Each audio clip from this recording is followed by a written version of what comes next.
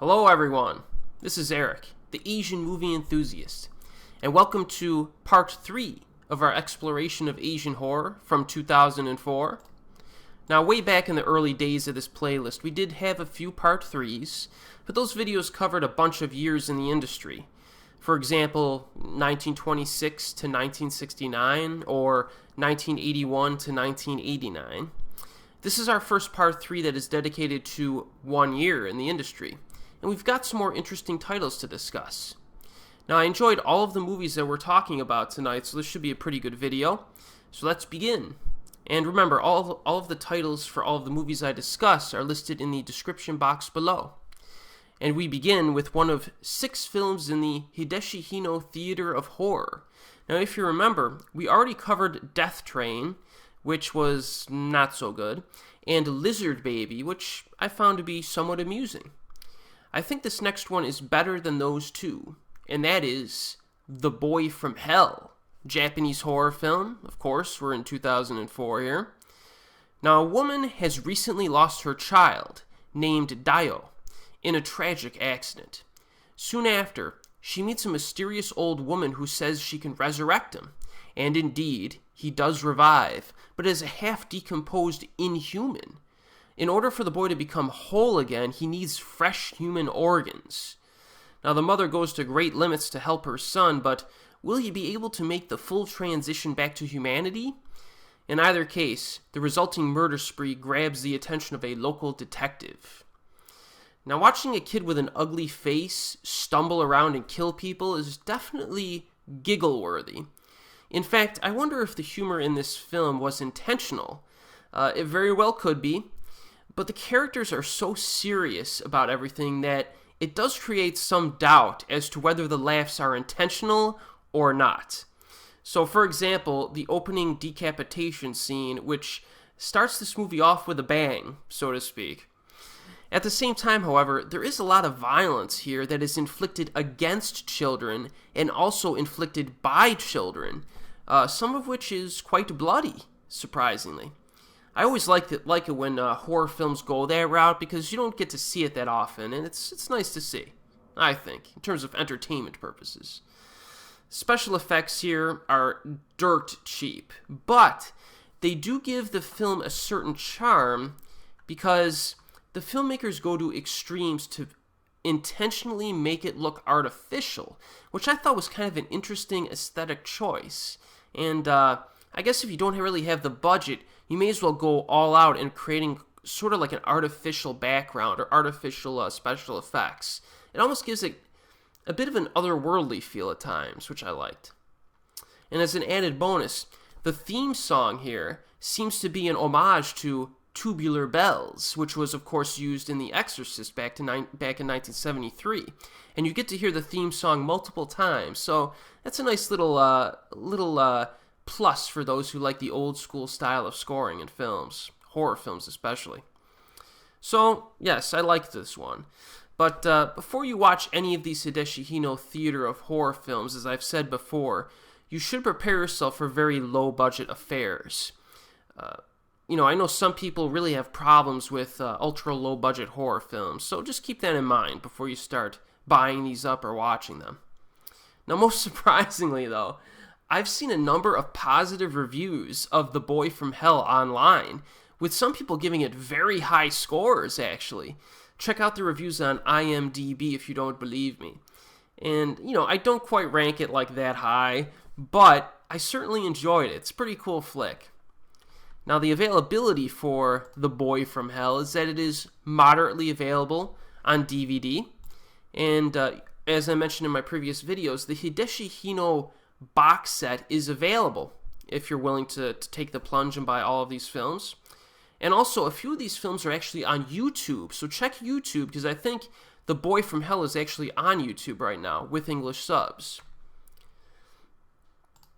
Now, our next film here is a bit different, and we go to Thailand for our next one, and that is Zee Oui, the Maneater.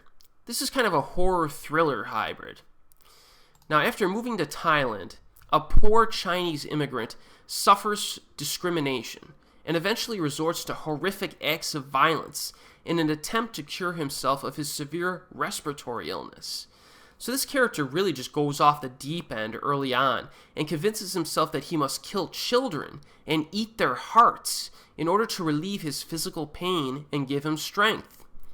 So the violence in this film, if you read reviews online, I think has been a bit overstated to a degree, as there really is only a moderate level of gore present here. This isn't like a splatter film or really crazy child violence film, so don't go in expecting that.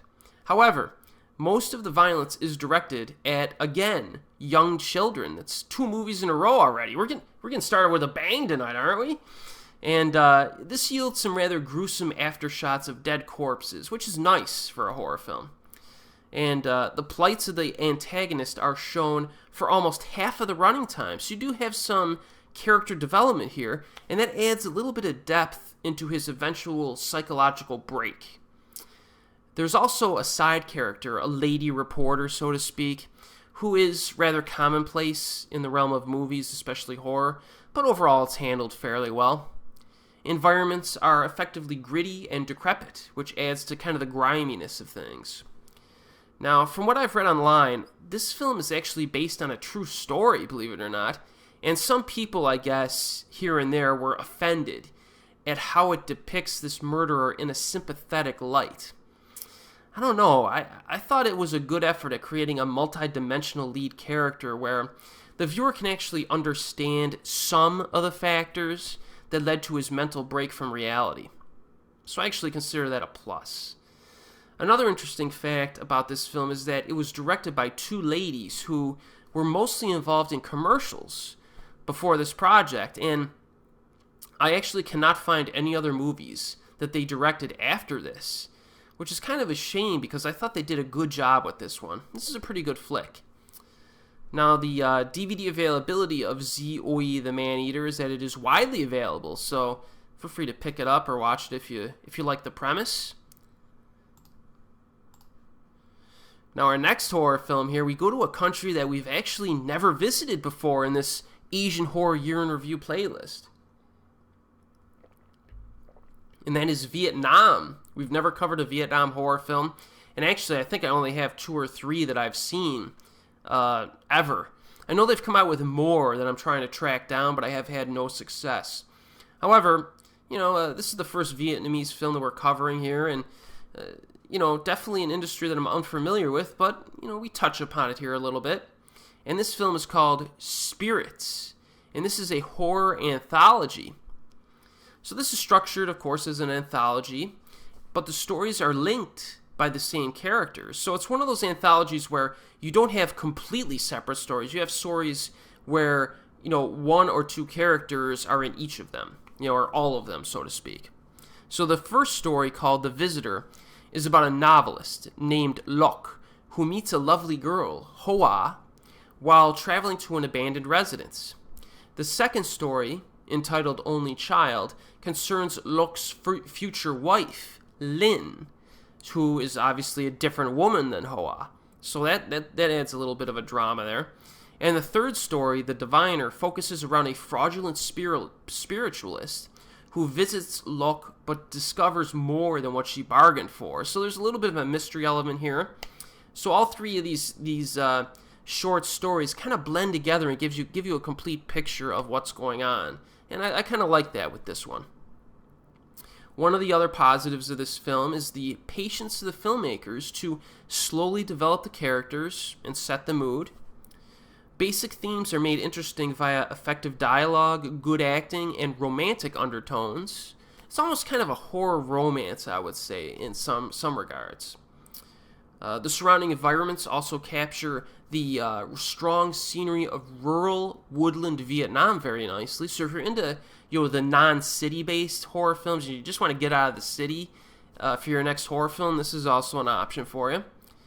The ghost scenes are decent. There's nothing really exceptional here in terms of the ghost scenes. They do use the Japanese onryo, so it seems everyone borrows from the Japanese onryo at one point. She makes a few appearances. But this actually thrives more on its characters and mood. So if you're itching for a visceral, scary horror film, then spirits here may not be the choice to make for you at that particular time. However, if you want something a bit lighter and romanticized, I would say check this one out. It's pretty good. Unfortunately, the availability of this one is that it's difficult to find. I saw it on YouTube years ago, but I could not find it recently. But you could look out for it.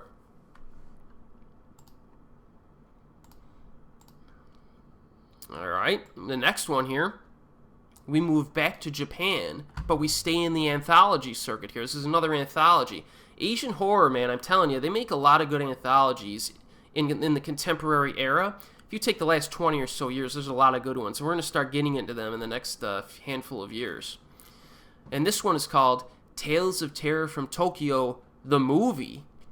So we already covered the Tales of Terror from Tokyo television anthology series from, I believe, last year, 2003. So this is kind of the theatrical spin-off, so to speak. So this is an anthology of 8 short films that range from 6 to 20 minutes each, with a total runtime of 94 minutes between the 8 films in total. So the length of these films are a bit longer than the television series that we covered from 2003 because those films were only 5 minutes each. So this anthology has a bit more time to play with its storylines. So let's go through these. The first one is The Night Watchman, and this is about security guards who patrol a haunted building at night. Pretty generic premise, but this one is quite fun and blackly humorous, with an odd side character who's simply not afraid of ghosts at all. Like, you don't really see characters like this that often in Asian horror where he doesn't care. If he sees a ghost, he's just like, just ignore it, it's in your mind. You know, he doesn't care. I really like this character because you just don't see it that much. Meanwhile, everyone else around him is scared out of their minds. So it adds kind of a blackly humorous contrast. Naoto Takanaka actually stars in this, and you'll probably recognize him if you've seen some Japanese movies. He was the teacher in Swing Girls, who kind of taught them jazz. And so The Night Watchman is actually the longest segment at 20 minutes in this anthology, so it's far longer than any other segment. And thankfully, it's one of the better ones. The next story is called Wisps of Smoke, and in this one, 3 girls get lost in the woods. So this one is actually the most creepy and atmospheric, I think, out of all the shorts in this anthology. You really feel like you're in the middle of nowhere in the woods. The death scenes are also fairly original and different from what you would normally see in any horror film, really. This one, it really could be the scariest of this anthology, and it's 10 minutes long, but quite a bit happens in that 10 minutes, so this is another good one. So this anthology starts off pretty strong. The next story here is called Gloves, and it's about the relationship between a woman and her ex-fiancé. Now this one kind of focuses a little bit more on the story, and the story is actually also a little bit different from what you would typically see. The scare tactics use dreams, and the relationship between the characters is directly linked to the horror elements, so I like that. This one is also 10 minutes long and is pretty good. The next film is called The Weight. A woman feels something very heavy on her chest while sleeping at night. Now this one is one of the shorter stories, only 6 minutes long, and that's a good thing because it's one of the less impressive ones. I think this one's pretty mediocre. It's rather goofy, actually, and not in a good way. One of the actors here, the actor that kind of shows up, is Kazuki Kitamura, who makes an appearance, and he unfortunately doesn't do very much. He has like a weird face. He makes like this weird face like a few times, and you just kind of roll your eyes. But this actor you will recognize if you saw The Raid 2 or Killers, so you know, he's definitely an actor who's been picking up his game lately in terms of popular films, but early on in his career, this one, The Weight was not good. I thought it was just kind of, The next short film is called Fulllength Mirror, and it's about 2 guys who discover a mirror in their high school storeroom. Now, there are 2 pretty good jump scares here, and if you've seen my YouTube reviews, I am not a big fan of jump scares. If you have jump scares, they can be good, but I think 95% of the time they're just crap. So the fact that there are 2 pretty good jump scares in this one is pretty impressive. And one of them does not use loud noise, which is very important for me. This one actually kind of creeped me out. Only 6 minutes long, but it's worth watching. We only have 3 stories left here, so the next one is In Line of Sight. A schoolgirl records a ghost on camera accidentally. Now this one has some interesting character development, which is directly related to the popularity that the girl receives unexpectedly based on capturing this ghost on camera. One of the better entries, I think, and it's pretty creepy too. The lead actress here is Maki Horikita, who is a very popular actress nowadays. She's been in some very popular TV series over the past decade. This one is 12 minutes long. Now the next film is The Promise, which is about a guy who house sits for his uncle, but his uncle tells him very specifically, hey, if you hear your name being called, make sure you respond. So he has to respond promptly to the calls of the ghosts in the house, or else something bad will happen. This is blackly humorous, kind of like the first entry in this anthology, and I found it entertaining. There's actually a fairly cool ghost design near the end of this segment, which I thought was nice. 15 minutes long, and it's directed by Keita Amamiya, not a well-known director in Japan, or I should say in America from Japan, but he previously directed Zerum, which is a very entertaining sci-fi flick from the early 90s. I'm definitely going to cover that one in a separate video at some point. So The Promise is pretty good. And finally, we have Hisao, which is unfortunately probably the weakest segment of this anthology. It's about an old woman and her dead son's ghost. This uses way too much exposition. This woman, it's almost like she's talking to her son, and she's telling him stuff that he should probably already know, although he's a ghost, so maybe he forgot. But you could tell it's just exposition for the viewer to know it, about their relationship. I would have preferred if they just did flashbacks instead of, it just, the way they told the story just felt artificial and contrived, so I did not like this. It's 15 minutes long, one of the longer ones, so that kind of hurts this anthology.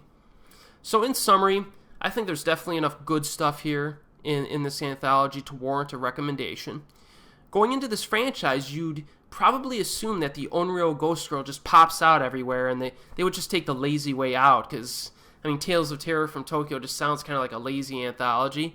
But these anthologies, including the television series and the theatrical adaptation that I just covered, are more creative than you might expect, so I recommend these. They're pretty entertaining. And the availability of this one is that it is moderately available on DVD. I actually have this one in my collection, so it's pretty good. All right, now we're in a fairly important time here. A fairly important time in this coverage of Asian horror. Maybe not to you if you dislike this director or don't like him as much as I do, but I like this guy a lot. It's time to introduce you to another Japanese horror director who is one of my personal favorites, and that is Koji Shiraishi.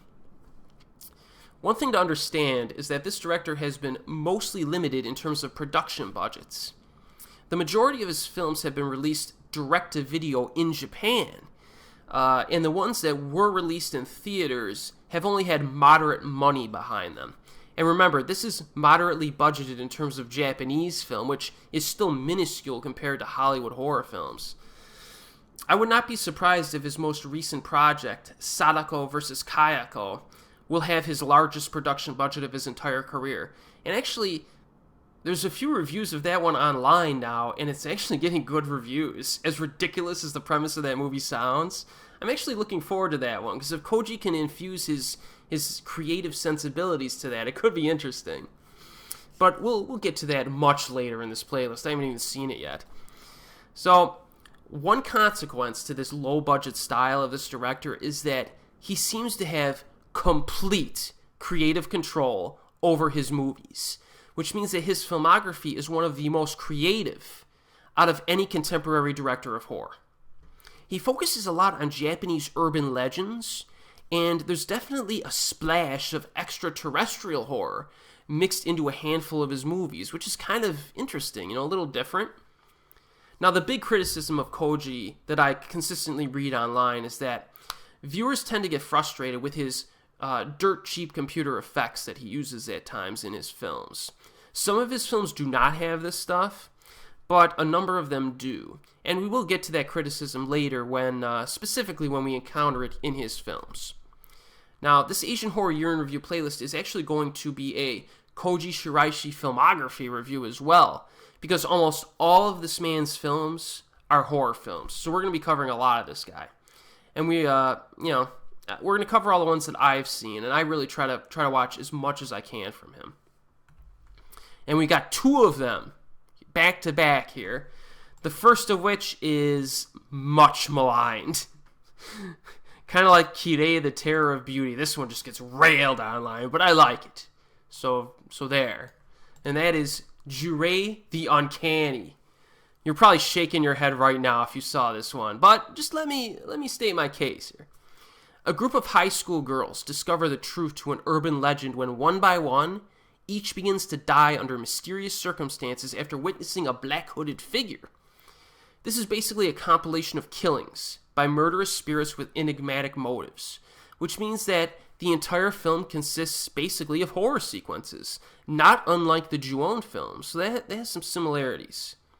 The storytelling structure here begins with the last segment, chronologically, segment number 10, and then progresses backwards in time to the first story and the prologue. But, in my opinion, the stories and the characters have little to no development here. So the setup almost seems like a gimmick, to be honest with you. You're not going to get much of a dramatic effect here, so be wary of that. The Onryo ghost is also used at times, as well as the croaking noises from the Ju-On movies, which seems to be a big criticism by online viewers of this film. I can understand, why use the croaking noise in addition to the Onryo? You're just ripping off Ju-On. I can understand that perspective. But I think the use of blurred images for the ghosts does make it a little bit different. The ghosts are kind of blurred out a little bit, and I like that special effect. It was a little creepy. Now, with all those negatives out of the way, okay, Ju-Rei the Uncanny does have some good qualities, yes, and I'm saying that right now. So, for example, I really think that the music and the sound effects are very good in this. They create a lot of atmosphere and an ominous tone. From start to finish, right off the bat, this has a pretty ominous tone to it. It even uses some chanting at times, which I'm a big fan of. And these stylistic elements are the strongest positives to this movie, in my opinion. I actually rewatched this one fairly recently, and I can honestly say that I was thoroughly enjoyed by the mood and feel of this. Just the aesthetics and overall feel of it, I really enjoy. Now, in some cases, the entities will appear very subtly in the background, which is a technique that I generally admire in films. The story segments themselves range from mediocre to very good. Yes, I think there are a few very good segments in this. Chapter 5 is my personal favorite because it has a really cool staircase sequence. And because I've never actually quite seen a staircase sequence like this before. If you think it's like The Grudge, the staircase sequence in The Grudge, it isn't. It's completely different, and I thought it was quite creative. So, I do think Ju-Rei the Uncanny is better than its reputation suggests. I really do think it is. It's nothing great, and it has a lot of criticism online, but if you don't mind some of the genre cliches of Japanese horror, you might enjoy this one. The genre cliches of Japanese horror don't bother me quite as much as genre cliches of other countries' horror films, so, it doesn't bother me quite as much. Remember, though, I'm in the minority on this one, so as I always say, go in with low expectations. Now, Ju-Rei the Uncanny is widely available on DVD, so enjoy, or maybe not. Now we have another Koji Shiraishi film here. Remember, we're doing 2 in a row, and this one is very different.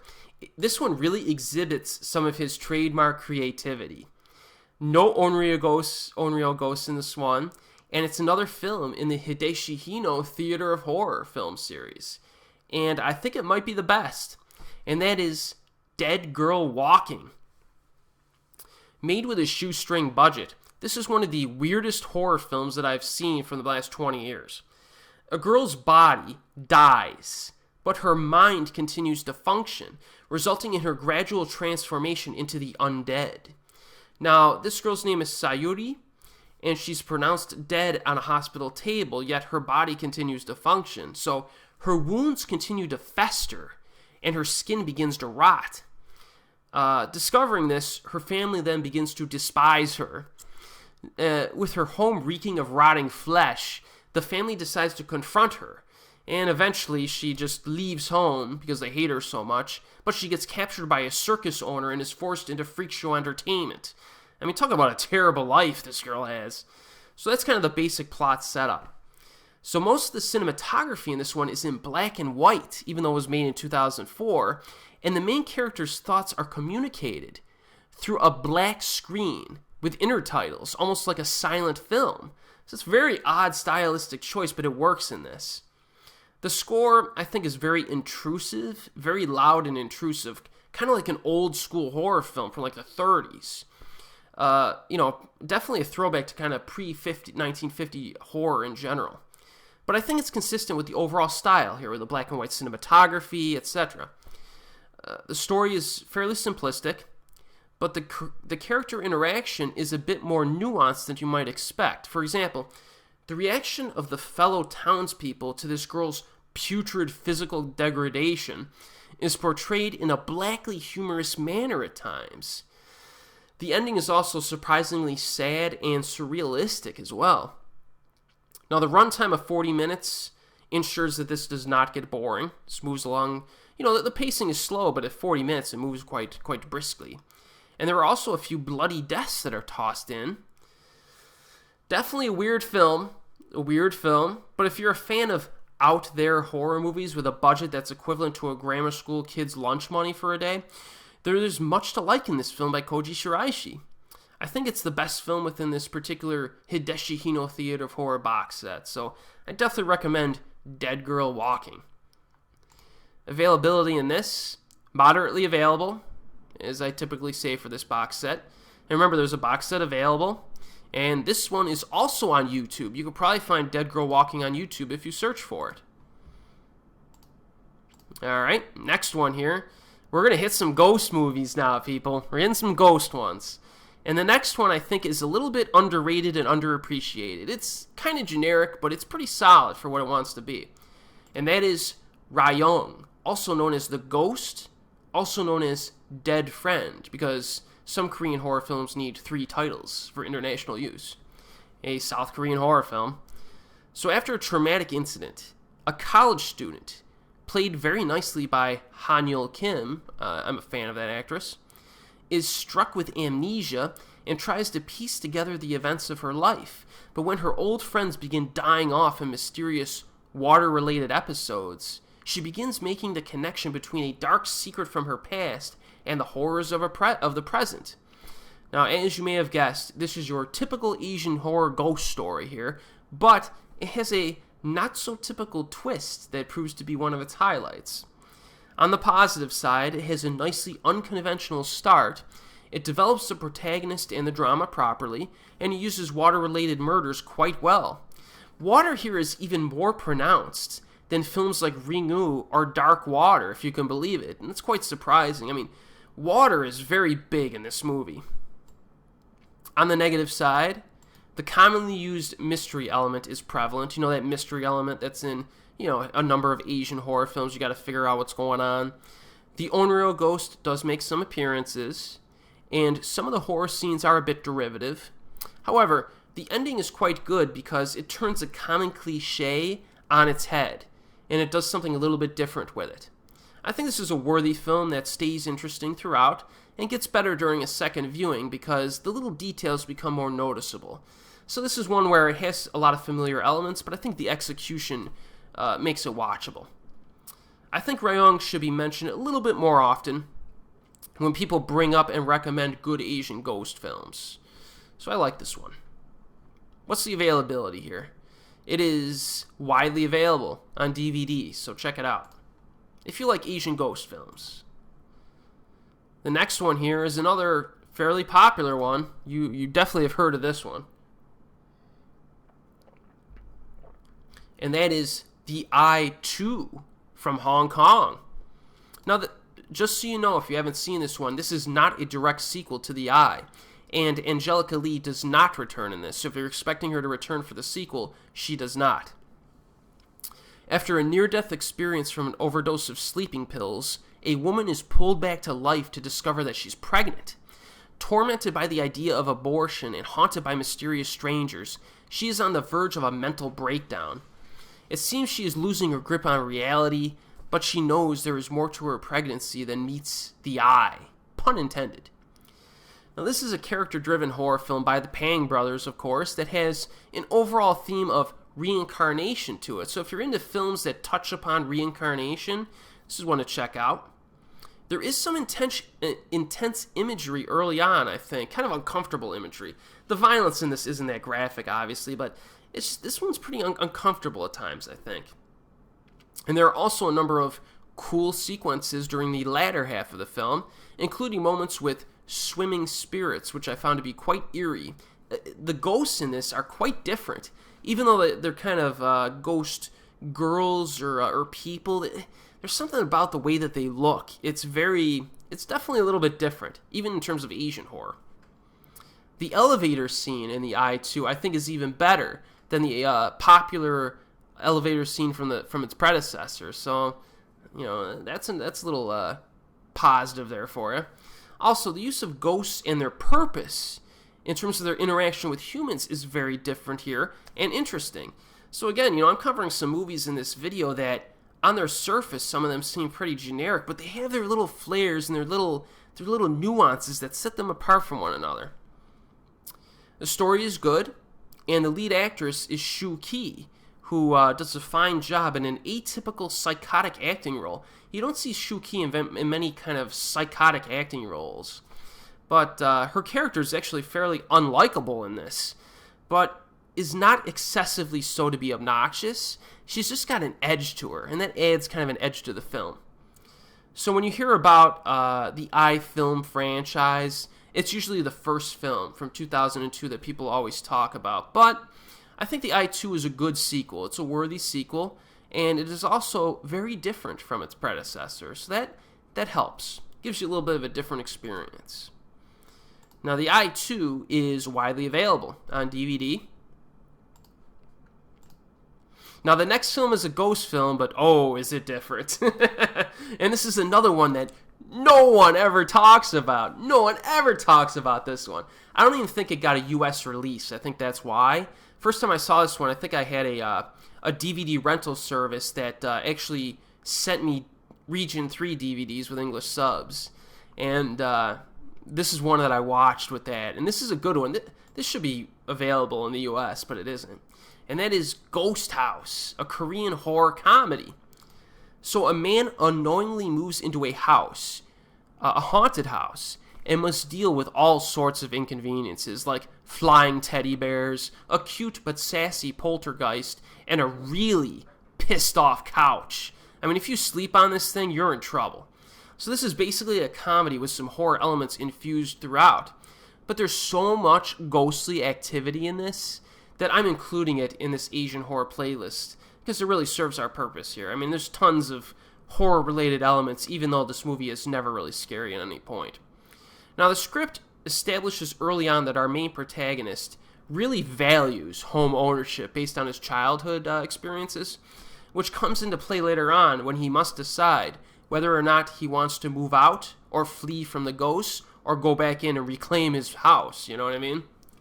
Now, the main actor here is, one negative I think is he's a bit nutty and whiny, especially early on. He's a little grating on the nerves. The actor did a good job, but I do think he maybe overacts a little bit, which can be off-putting during the early moments, but he does settle down a bit during the second half, and it's just fun watching this poor guy just get harassed and consistently beaten up physically throughout the entire film by these ghosts. Any scene, I'm telling you right now, any scene that involves a chicken is just an instant classic. The chicken scenes are just hilarious in this. Now, during the second half, the storyline keeps things fresh by shifting in a different direction, which I won't spoil for you, but there's an additional supplemental threat that comes into play that keeps things different. It keeps things moving fluid. You know, it doesn't use the same joke or the same scenario throughout the whole film. So that was good. This is kind of a genre bender, and it's a good one at that. So I recommend Ghost House if you're able to watch it.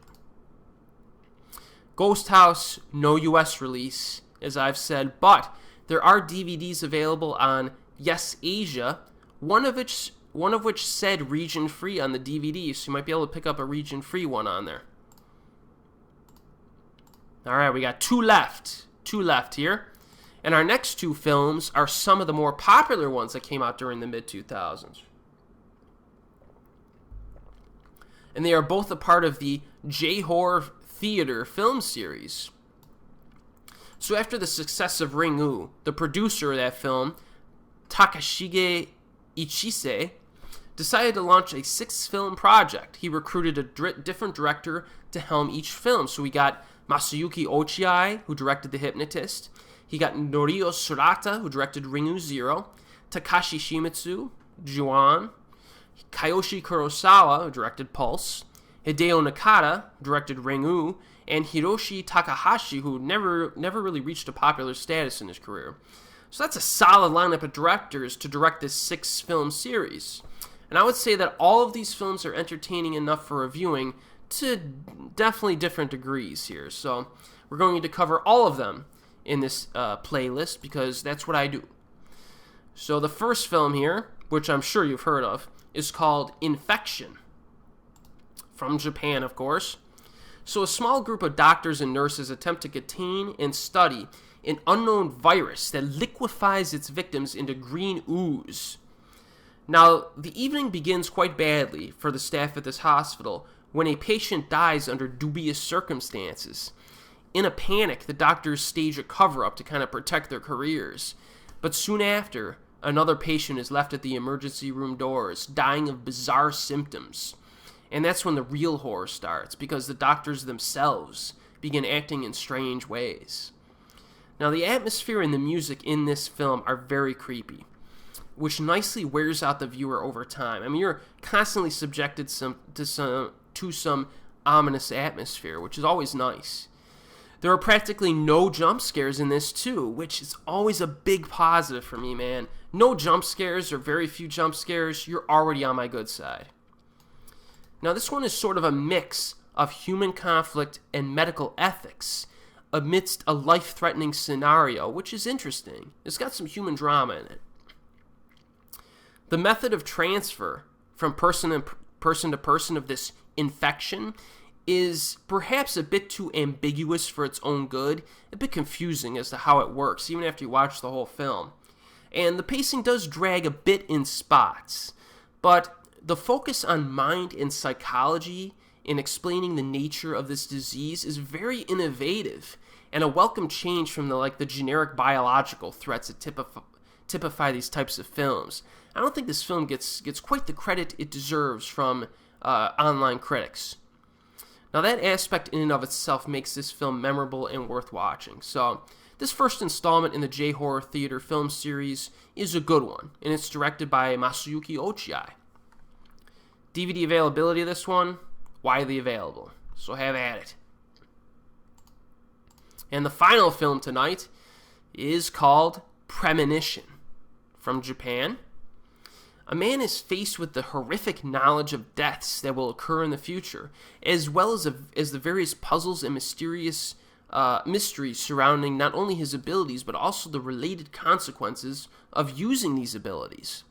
Newspapers are used to tell the past, but for a few unlucky individuals, including our protagonist, they foretell the future. So our protagonist is haunted by this supernatural newspaper that seeks him out and foretells ill-omened fates like slayings and train crashes and stuff. So he basically decides to seek out others like himself, searching for a way to change the future that he sees. Now, one of the cooler aspects of this movie is that it has an intriguing premise to it, and it effectively forces the lead protagonist into a corner, kind of boxes him in. This guy really has no options for most of the runtime in this movie, as he's forced to witness disasters that he knows are going to happen, but there's nothing he can do about it. In fact, near the end of the film, he's forced to watch one particular death scene multiple times, and it's almost like he was transported into a psychological hell of sorts. It was a very effective scene near the end of this. The visuals that are used to show this haunted newspaper are some of the most memorable moments here. Whenever I think about this movie, the first thing that comes to mind is the haunted newspaper. So that's a good thing. And one of my criticisms though of this one is that the pacing does drag a little bit. It's a bit on the slow side. Could have been trimmed up a bit, or a little bit of additional high octane, I guess, horror could have been added. But this is a good flick overall. Second installment in the J-horror theater film series, and it was directed by our good friend Norio Surata. So this J-horror film series, gets off to a good start here. There's two pretty good movies. So that was a set of good Asian horror movies for you, in my opinion. Now be sure to join me for part 4. We're going to part 4 of this journey into 2004, where we will finish, finally, our excursion into this year at Asian horror. And we will discuss some of the best Asian horror films from this particular year, in my opinion. A few of the ones I previously discussed you might have on your top list of the year, but we're going to cover mine in the next video. So, as always, we'll see you next time.